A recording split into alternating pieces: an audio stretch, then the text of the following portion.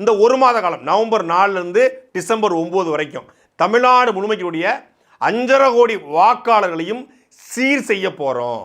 எவ்வளோ நாளில்? 30 நாளில். அதாவது 2004 வரைக்கும் உங்களுக்கு வாக்கு இருக்குது. இங்கே 2004 உங்களுக்கு வாக்கு இருந்து 2004 நடைபெற்ற இதுபோல் எஸ்ஐஆரில் உங்கள் பேர் சேர்க்கப்பட்டிருக்கு அப்படின்னா நீங்கள் ஆவணங்கள் எதுவும் தர வேண்டாம்.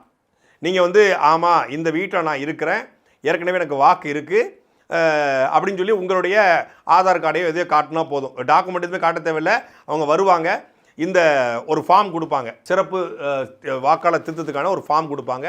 அந்த ஃபார்மில் உங்கள் பேரை எழுதி கொண்டு போயிடுவாங்க. ஒருவேளை 2004க்கு முன்னாடி உங்களுக்கு வாக்கு இல்லை, 2004 நடைபெற்ற அந்த எஸ்ஐஆரில் உங்களுடைய பேர் சேர்க்கப்படலை அப்படின்னா நீங்கள் 12 வகையான ஆவணங்களை தயாராக வச்சுருக்கணும். இந்த 12 வகையான ஆவணங்களில் முதன்மையானது ஆதார் கார்டு அப்படின்னு நம்ம நினைப்போம். இல்லை, இந்த 12 வகையான ஆவணங்களில் முதன்மையாக மத்திய அரசினுடைய அடையாள அட்டை, அதாவது ரேஷன் கார்டு, ஏற்கனவே இருக்கக்கூடிய ஓட்டர் ஐடி, டிரைவிங் லைசன்ஸு, இதில் மத்திய அரசினுடைய அடையாள அட்டைகள் அவங்க அதை பயன்படுத்தலாம். அதே போல் கல்வி சான்றிதழ், பல்கலைக்கழகங்களில் கல்லூரியில் கொடுக்கப்பட்ட கல்வி சான்றிதழ்களை, சாதி சான்றிதழ்கள்.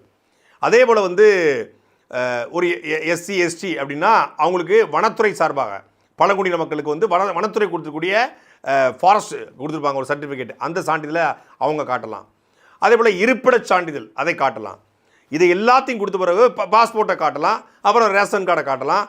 இந்த டாக்குமெண்ட்லாம் தாண்டி ஆதாரை ஒரு அடையாளமாக பயன்படுத்தலாமா அப்படின்னா ஆதார் உங்களுடைய அடையாளத்துக்கு தான், ஆனால் உங்களுடைய இருப்பிடச் சான்றுக்கு பொருந்தாது. இது யார் சொல்கிறேன்னா உச்சநீதிமன்றம் சொல்லுது.